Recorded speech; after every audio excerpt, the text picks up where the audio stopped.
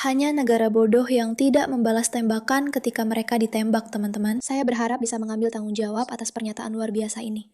Tapi sebenarnya, ini adalah kutipan langsung dari Marco Rubio yang berbicara tentang apa yang harus dilakukan sebuah negara ketika Iran menyerang mereka. Sekarang, dia berbicara secara khusus tentang kapal-kapal di Selat Hormuz. Tapi sekarang, kita sedang membahas berita terbaru tentang Iran yang menyerang Israel secara langsung karena tindakan Israel. Bukan di Iran, tapi di Lebanon bersama Hizbullah. Ini adalah perubahan geopolitik yang sangat besar dan belum pernah terjadi sebelumnya, yang menciptakan masalah serius bagi Trump dan masalah serius bagi Bibi Netanyahu. Kita perlu menguraikan seluruh hal ini karena pertanyaan tentang bagaimana Israel akan membalas, apa yang akan dilakukan Trump, apa arti semua ini bagi negosiasi gencatan senjata atau kesepakatan damai yang seharusnya akan datang, semuanya sangat berarti. Tapi yang paling utama, hal terpenting yang harus dipahami adalah ini adalah sebuah ujian. Rakyat Iran sedang mengamati dengan sangat cermat, dan baik Trump maupun Netanyahu harus menghadapi situasi ini dengan semua pengetahuan geopolitik yang kita tahu dimiliki oleh duo tersebut. Apakah ini berarti mereka akan berakhir saling berseberangan? Apakah mereka diam-diam akan menampilkan citra seperti ini, yang sering mereka lakukan tepat sebelum mereka benar-benar merencanakan serangan militer besar ke Iran, yaitu seolah-olah tidak ada koordinasi, dan mereka semacam membocorkan ke media bahwa sebenarnya mereka tidak akur, tapi kemudian sesuatu yang besar terjadi. Apakah itu rencananya? Kita akan membahas semuanya. Tapi pertama-tama, beberapa kata dari Marco Rubio sendiri, hanya untuk mengingatkan semua orang tentang konteksnya. Karena menurut saya, banyak orang cenderung lupa.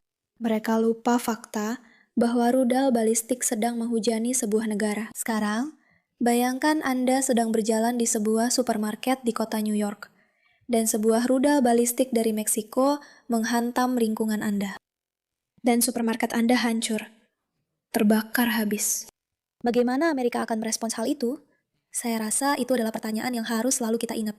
Karena sekarang seolah-olah ya, Hamas menembakkan rudal ke Israel. Ya sudah, bukan masalah besar. Hezbollah menembakkan rudal ke Israel. Oke, bukan masalah besar. Iran sekarang menembakkan rudal balistik. Ingat, rudal-rudal itu punya kemampuan untuk meledak menjadi beberapa bagian, sehingga benar-benar bisa membahayakan warga sipil dengan sangat serius. Rudal-rudal itu juga sangat sulit untuk dicegat. Dan semua orang bilang, oke, mundur saja dulu. Mari kita lihat situasinya secara lebih jelas sebentar. Israel adalah negara berdaulat. Mungkin kamu tidak suka dengan fakta itu. Mungkin itu membuatmu tidak nyaman. Tapi mereka adalah negara berdaulat yang sedang diserang oleh rudal. Sekarang, alasan geopolitik di balik ini. Kita bisa membahas semuanya satu persatu. Kita bisa membicarakannya sebentar lagi. Tapi itulah konteksnya. Sebuah negara yang sedang ditembaki akan bodoh jika tidak membalas tembakan. Pertanyaannya adalah, apa seharusnya strategi dalam membalas tembakan itu? Dan bagaimana kita membuat Iran mengerti bahwa mereka tidak bisa begitu saja lolos dari semua ini? Tapi seperti yang sudah kita katakan, mari kita mulai dengan Marco Rubio, karena tadi aku sempat keluar dari topik. Selamat datang di Pushback, aku Meiraka, pembawa acara kalian. Kita sedang melawan semua hal yang kita lihat, jadi pastikan untuk subscribe, like video ini, bagikan ke temanmu, lakukan apapun yang bisa kamu lakukan, karena kita, keluarga, sudah cukup. Dan jika kamu juga sudah cukup, maka selamat datang, kamu telah menemukan orang-orangmu. Tapi yang ini, orang inilah yang benar-benar aku inginkan jadi presiden. Aku dengar ada kapal Angkatan Laut Amerika Serikat. Apa yang seharusnya kita lakukan? Jadi ada gencatan senjata. Kita tidak akan menembak jatuh drone kalian. Itu pertanyaan bodoh. Itu posisi yang bodoh untuk diambil. Tentu saja kami membalas tembakan mereka. Mereka menembaki kami. Itulah yang memang seharusnya aku lakukan. Hanya negara bodoh yang tidak membalas tembakan saat ditembaki. Dan kita bukan negara bodoh. Jika kalian menembaki Amerika Serikat, hanya negara bodoh yang tidak membalas tembakan saat ditembaki. Dan kita bukan negara bodoh. Dan sayangnya, saat ini, sepertinya Israel diharapkan bertindak seolah-olah mereka bodoh. Jadi kamu mungkin sudah melihatnya karena ini ada di mana-mana di berita. Kemarin, tiba-tiba, Iran memutuskan untuk membalas terhadap Israel. Yah, dari sudut pandang Israel, mungkin tidak benar-benar tiba-tiba. Itu mungkin agak berlebihan. Bagi kalian yang belum familiar, Iran memiliki sistem proksi. Mereka punya beberapa pasukan. Houthi yang menguasai laut, Hamas di Gaza, dan Hizbullah di Lebanon. Dan semua pasukan yang berbeda ini memiliki kemampuan yang berbeda-beda dan telah membangun kembali diri mereka untuk mencoba membantu Republik Islam dengan rencana mereka menguasai dunia. Bagaimanapun, Hizbullah dan Israel memiliki semacam kesepakatan gencatan senjata yang aneh. Tapi Hizbullah sudah melanggarnya, bahkan sejak hari pertama. Mereka tidak pernah tertarik dengan kesepakatan gencatan senjata itu. Dan di Timur Tengah, seringkali gencatan senjata hanyalah sebuah pernyataan untuk menenangkan sekutu barat kita. Tapi kenyataannya, kedua belah pihak masih saling menembak dan menyerang satu sama lain. Bagaimanapun, Hizbullah tidak mematuhi kesepakatan apapun yang seharusnya mereka patuhi. Jadi, Israel memutuskan untuk meningkatkan eskalasi dan menyerang di Beirut. Oke, ini adalah sesuatu yang dikatakan Trump. Jangan lakukan itu. Tapi Israel berkata, lihat, jika Hizbullah melanggar kesepakatan gencatan senjata satu kali lagi, kami akan menyerang di Beirut. Tebak apa yang terjadi? Hizbullah melanggar kesepakatan gencatan senjata dan Israel memutuskan untuk menyerang di Beirut. Sesuatu yang pada dasarnya, menurut klaim Presiden Trump, tidak benar-benar diberitahukan kepadanya. Sekarang, sebagai respons terhadap hal ini, tebak apa yang terjadi? Iran memutuskan untuk menyerang Israel. Israel menyerang negara lain. Jadi, Iran memutuskan untuk menyerang Israel. Untuk memberikan konteks, bayangkan jika Amerika dan Meksiko sedang berperang. Jadi Amerika menyerang Meksiko.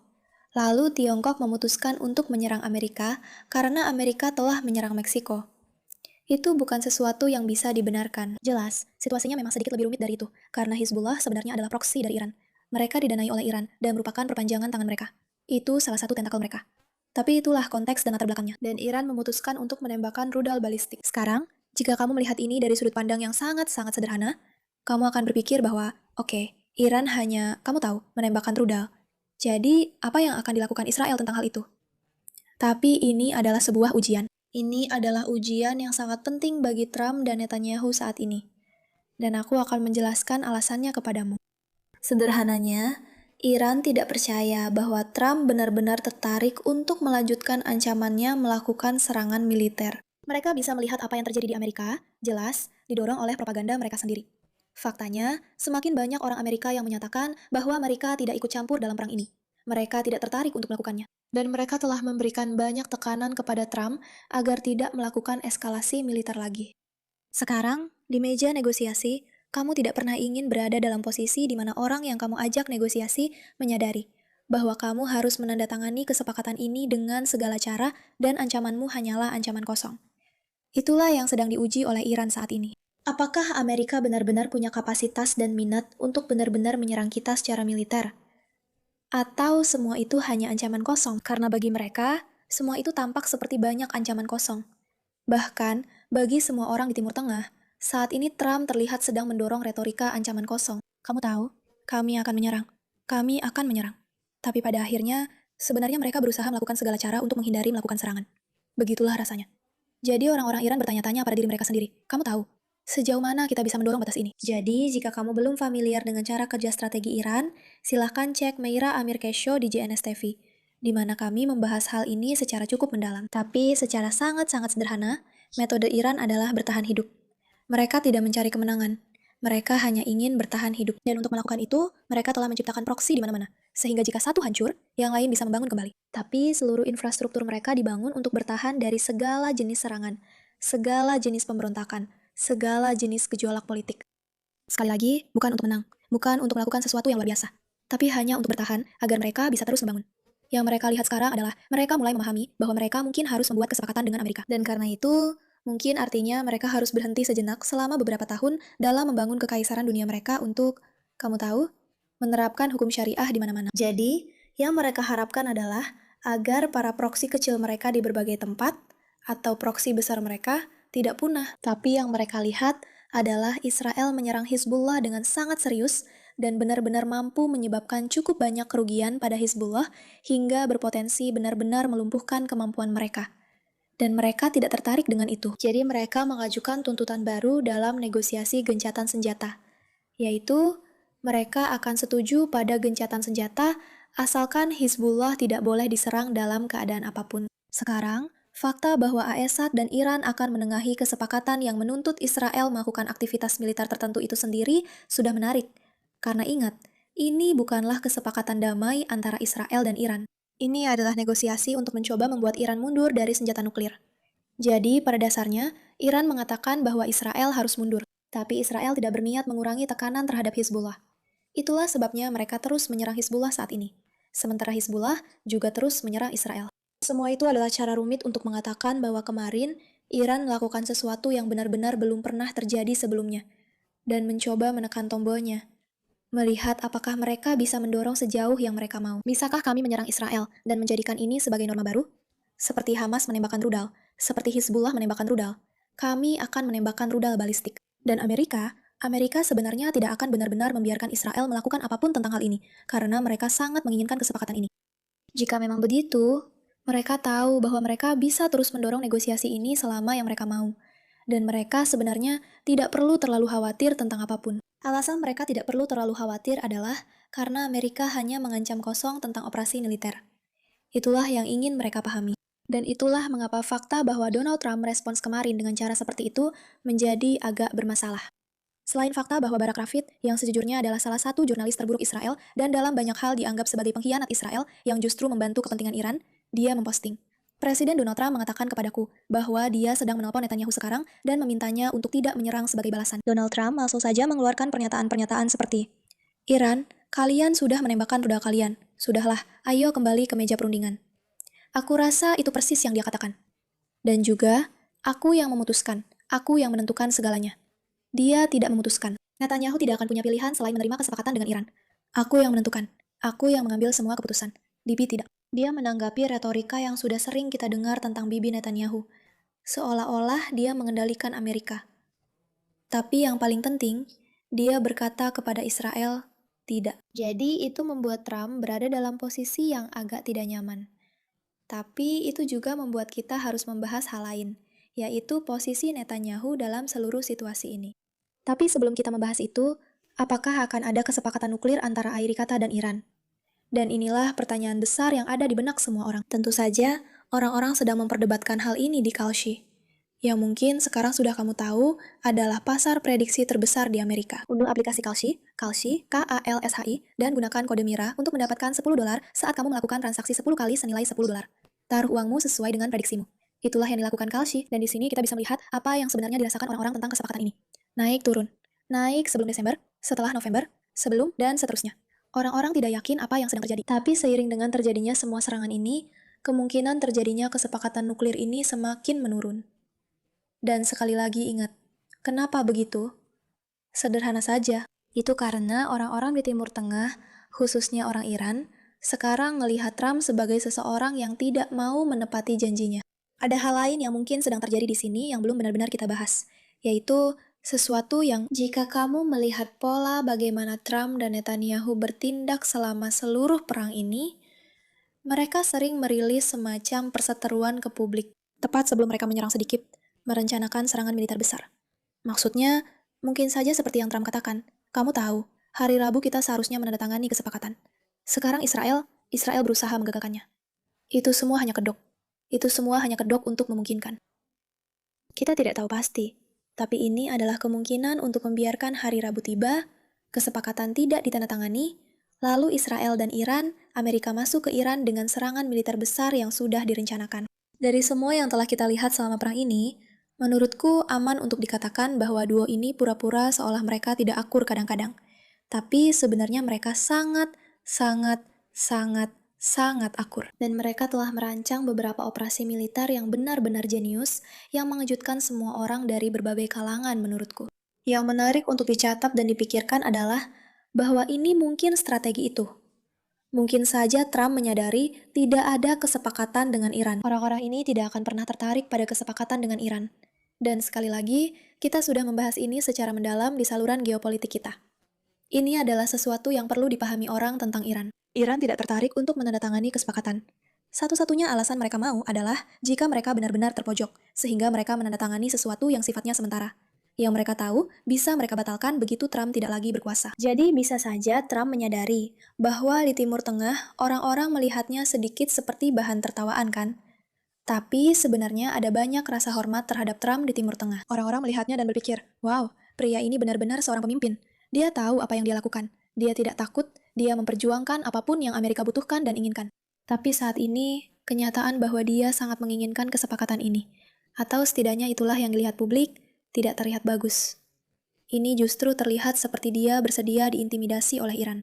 Jadi pertanyaannya, apakah mereka mendorong agenda ini lewat media? Karena seperti yang kita berdua tahu, Baik Netanyahu maupun Presiden Trump sangat paham bagaimana menggunakan media untuk keuntungan mereka. Jadi, apakah ini semua kampanye manipulasi agar, kamu tahu, Trump bisa bilang seharusnya ada sesuatu pada hari Rabu dan bla bla bla bla. Apakah mereka mengindikasikan bahwa serangan militer besar akan datang? Apakah itu yang sedang terjadi? Atau ini sebenarnya adalah perseteruan antara mereka berdua? Karena agenda Amerika dan Israel tidak sejalan, yang membawa kita ke pertanyaan tentang agenda Israel saat ini dan apa yang sedang terjadi dengan Netanyahu dan keputusannya. Anda lihat, di Israel, sama seperti di Amerika Serikat, orang-orang berpikir bahwa Israel mengendalikan Amerika. Di Israel, ada narasi bahwa Amerika mengendalikan Israel, dan orang-orang tidak menyukainya. Orang-orang tidak suka dengan gagasan bahwa orang Israel telah dipaksa berperang terus-menerus yang kemudian segera dihentikan karena orang Amerika tidak senang dengan hal itu. Dan hasil akhir dari benar-benar menghancurkan entitas Islam yang ingin membunuh dan menghilangkan Israel sebagai konsep dan sebagai lokasi fisik, itu dihentikan sebelum benar-benar berakhir. Berbeda dengan Amerika, di mana hal ini seperti menjadi bahan perdebatan dan teori konspirasi, di Israel, orang-orang Israel benar-benar membayar untuk ini. Tidak hanya dengan nyawa mereka, tetapi juga dengan gaya hidup mereka. Sekolah-sekolah ditutup, bandara-bandara ditutup, suami-suami dipanggil wajib militer, istri-istri juga dipanggil wajib militer, semuanya kacau. Kamu keluar masuk tempat perlindungan bom. Banyak sekali yang terjadi.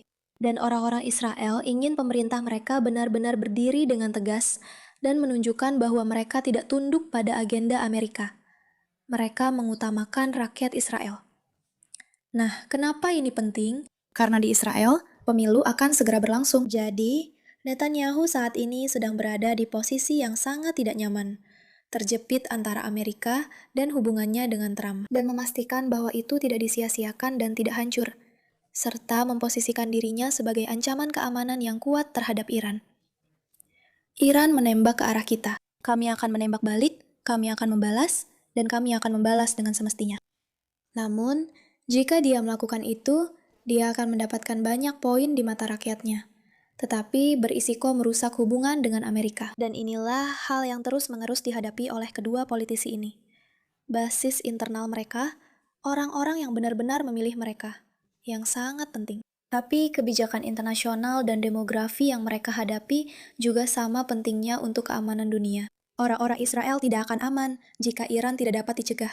Tapi mereka juga tidak akan aman jika Israel tidak memiliki kemampuan militer untuk membela diri. Atau jika Amerika memutuskan untuk mengakhiri hubungannya. Dari yang saya pahami, Israel sedang berusaha sangat keras untuk melepaskan diri dari ketergantungan pada Amerika, terutama dalam hal militer. Sebenarnya, itu sangat baik untuk Israel dan buruk untuk Amerika. Berbeda dengan apa yang ingin media buat Anda percayai. Karena Amerika, meskipun memberikan banyak uang kepada Israel, semua uang itu kemudian dipaksa untuk digunakan di Amerika sendiri untuk membeli peralatan militer dari Amerika Serikat. Itu berarti Israel tidak pergi keluar sana, atau menjadi pesaing serius bagi militer Amerika, yang sebenarnya bisa dilakukan Israel dengan kemampuan teknologinya dan pengetahuan militernya. Ingat, Israel adalah negara yang menarik karena, tidak seperti negara lain, negara ini hampir selalu berada dalam konflik, yang berarti mereka terus menguji segala sesuatu, melihat apa yang berhasil, dan memiliki medan perang nyata untuk mengembangkan serta memajukan teknologi secara cukup luas, tidak seperti negara lain. Jadi, Amerika berhasil membuat Israel tetap mendengarkan apa yang diinginkan Amerika dengan cara membuat mereka bergantung pada Amerika. Jadi, Israel keluar dari ketergantungan itu sebenarnya tidak akan baik bagi Amerika dalam banyak hal, yang mana cukup ironis. Karena hal inilah yang justru banyak orang serukan dengan harapan ini akan menjadi sesuatu yang lebih pro-Amerika. Tapi disitulah posisi Netanyahu saat ini. Dia harus menavigasi situasi ini. Apakah rakyat Israel yang akan menjadi prioritas? Atau menjaga hubungan dengan Amerika yang akan lebih penting dari itu? Sekali lagi, demi keamanan jangka panjang Israel. Dan ketika saya bilang jangka panjang, tentu saja maksud saya sampai masa kepresidenan Trump berakhir. Karena setelah itu, kita tidak tahu siapa yang akan berkuasa di Amerika Serikat. Dan bisa saja yang terpilih nanti adalah seseorang yang sangat tidak bersahabat dengan Israel. Jadi, Israel sedang berusaha membangun cara-cara untuk menjadi mandiri. Tapi disitulah Israel dan Amerika saat ini berada dalam posisi yang sangat-sangat rumit. Sekarang, kalau kamu lihat-lihat di internet bagaimana orang-orang membicarakan hal ini, itu sangat-sangat menarik. Iran meluncurkan rudal balistik ke arah Israel Utara pada Minggu malam. sebagai balasan atas serangan udara Israel di pinggiran selatan Beirut yang menewaskan 2 orang dan melukai 11 lainnya. Sekarang, saya mendapat ide yang sangat menarik dari seorang politisi Israel yang pada dasarnya berkata, "Lihat, jika Iran menembakkan rudal ke Israel karena serangan Israel ke Lebanon, itu berarti sesuatu. Itu berarti mereka sangat-sangat takut dengan kemampuan Israel di Lebanon. Yang berarti bahwa, sebagai balasan, daripada membuat marah Amerika dengan menyerang Iran dan berpotensi meningkatkan ini menjadi perang besar-besaran yang sebenarnya belum terjadi, meskipun sebenarnya sudah, sampai tingkat tertentu. Karena jika seluruh negara menghabiskan hari-hari di tempat perlindungan bom, apa itu kalau bukan perang? Namun, kenapa kalian tidak menyerang Lebanon saja? Kenapa kalian tidak menyerang Hizbullah dengan lebih keras sebagai balasan? Karena hal itu langsung memotong upaya Iran untuk mengatakan, kalian tahu, kami mengendalikan semua yang terjadi. Jika kalian menyerang negara lain, kami akan menyerang kalian karena itu. Begitu kalian merespons dan berkata, oke, jadi negara itu akan menanggung konsekuensi besar dari ini. Kalian membuat mereka tahu diri. Dan aku cukup suka dengan strategi itu. Menurutku, itu sebenarnya strategi yang bagus. Tapi sayangnya, orang-orang tidak mendengarkanku soal ini. Pertahanan Israel telah mencegat sebagian besar proyektil tanpa ada korban jiwa yang dilaporkan. Tetapi pasukan Garda Revolusi Iran berjanji akan melakukan serangan selama seminggu penuh sampai Israel berhenti. Presiden Amerika Serikat Donald Trump mendesak Perdana Menteri Netanyahu untuk tidak membalas dan meminta Iran kembali ke meja perundingan, menyoroti hampir tercapainya kesepakatan antara Amerika Serikat Iran yang terganggu akibat bentrokan ini. Pejabat Israel bersumpah akan memberikan respons yang kuat di tengah meningkatnya ketegangan yang mendorong harga minyak naik dan Bitcoin semakin tinggi. Yang menarik untuk dicatat di sini adalah, meskipun kita sudah berbulan-bulan melakukan negosiasi, lalu tidak jadi negosiasi, kenyataannya semua orang akan berpura-pura seolah-olah inilah yang akan menggagalkan kesepakatan itu. Sangatlah konyol. Itu sama sekali tidak benar. Sangat-sangat jelas bahwa kesepakatan ini tidak akan terjadi, karena pihak Iran sebenarnya tidak menginginkannya. Jadi, situasi ini sangat menguntungkan bagi mereka. Mereka bisa menembakkan serangan ke Israel, yang merupakan kemenangan bagi mereka. Dan juga membuat seolah-olah Israel yang menggagalkan kesepakatan itu. Padahal sebenarnya bukan mereka yang melakukannya. Dalam banyak hal, ini adalah strategi pencitraan yang brilian, dan itulah yang selalu menjadi keunggulan Iran. Lebih hebat dari segalanya adalah bagaimana mereka bisa menciptakan narasi licik di dunia maya yang akan dipercaya oleh orang-orang bodoh. Dan itu akan mendorong agenda yang diputuskan oleh para politisi. Tentu saja, Iran memposting bendera ini, yang merupakan gabungan Lebanon dan Iran, seolah-olah ingin mengatakan bahwa mereka mendukung Hezbollah. Padahal itu omong kosong. Dan sebenarnya bukan itu yang terjadi. Besar kecilnya peristiwa yang baru saja terjadi mungkin butuh waktu untuk benar-benar terasa. Ini adalah pertama kalinya Iran menyerang Israel setelah Israel menyerang wilayah negara lain yang bukan Iran. Ini berarti garis pertempuran sudah tidak ada lagi. Daya tangkal Iran sudah pulih kembali, dalam arti bahwa Israel tahu bahwa setiap serangan terhadap Iran pasti akan dibalas. Tapi sekarang, Iran telah membuktikan bahwa mereka juga akan membalas serangan Israel terhadap Lebanon. Ini adalah pertama kalinya dalam beberapa dekade, sebuah kekuatan regional memiliki sarana, kapasitas, dan kemauan untuk menggunakan kekuatan militer secara nyata melawan manuver militer Israel atau agresi terhadap pihak ketiga. Tentu saja, ini bukan sudut pandang yang pro-Israel, tapi inilah hal-hal yang dikatakan orang. Iran adalah satu-satunya negara di dunia yang bersedia menghentikan ekspansi Israel. Inilah alasan mengapa Israel ingin mendorong kita untuk mencoba menghancurkan Iran. Oke, malam ini Iran harus dibakar. Ini dikatakan oleh Itamar Ben-Gvir, seorang politisi Israel yang cukup kontroversial. Setidaknya bisa dibilang begitu. Kemampuan Iran untuk menahan tindakan barbar Israel yang liar adalah alasan utama mengapa Israel begitu bertekad untuk menghancurkannya. Jadi, orang-orang mendorong narasi ini agar terdengar seperti, lihatlah Iran. Mereka adalah pihak yang berhasil melawan Israel yang mengerikan. Iran sekarang sendirian menantang Israel dan Amerika Serikat.